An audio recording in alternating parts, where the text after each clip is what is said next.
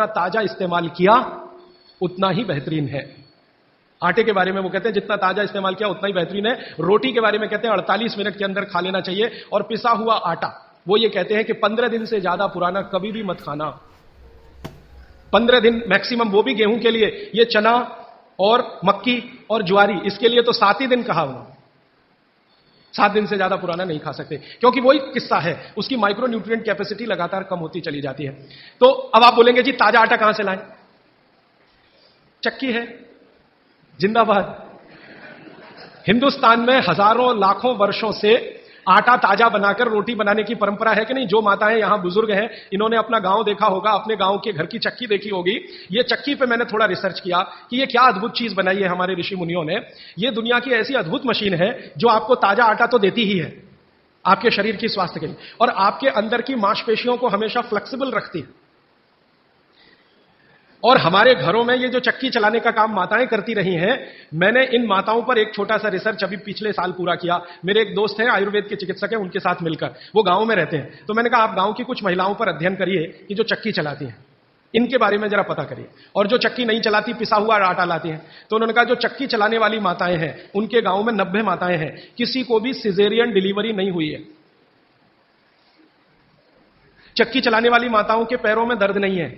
चक्की चलाने वाली माताओं को कभी भी कंधा नहीं दुख रहा है, गर्दन नहीं दुख रही है, नींद अच्छी आ रही है, डायबिटीज नहीं है, हाइपरटेंशन नहीं है, ब्लड प्रेशर नहीं बढ़ा है, 48-50 बीमारियां नहीं है। और जो माताएं पिसा हुआ आटा ला रही हैं, कैप्टन कुक, आईटीसी का, उनके घरों में डायबिटीज भी है, अर्थराइटिस भी है, हाइपरटेंशन भी है, ये भी है वो। तो मैंने वो वैद्य जी को कहा कि आप क्या मानते हैं ये जो चक्की चलाने वाली माताएं, ये ऐसा क्या विशेष काम कर रही हैं? तो उन्होंने मुझे समझाया, वो मेरे भी समझ में आया, आपको भी समझ। हम जब चक्की चलाते हैं तो एक दिन चला के देखिए तो आपको समझ में आए। सबसे ज्यादा दबाव पेट पे पड़ता है, हाथ पे इतना नहीं है, पेट पे दबाव है।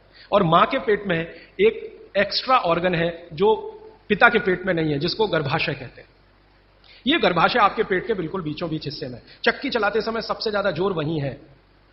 और गर्भाशय के बारे में आयुर्वेद के सारे रिसर्च और आधुनिक विज्ञान के सारे रिसर्च ये कहते हैं कि ये गर्भाशय के आसपास के एरिया में जितना हलन चलन हो उतनी इसकी फ्लेक्सिबिलिटी है।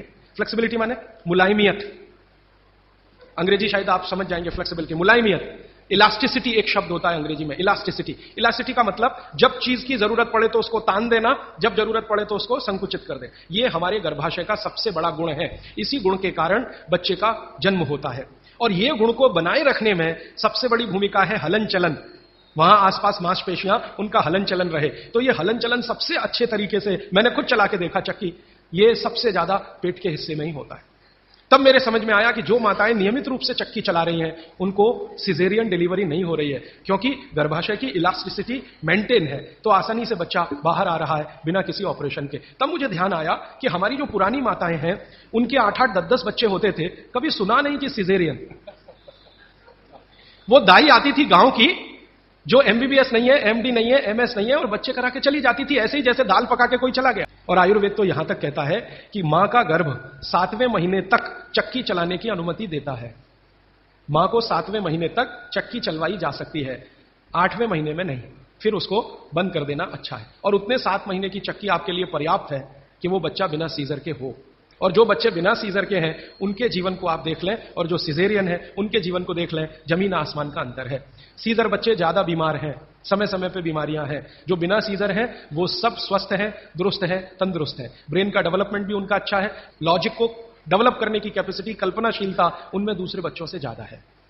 तो भागवत जी का सूत्र है कि खाना बना तो 48 मिनट में खाएं और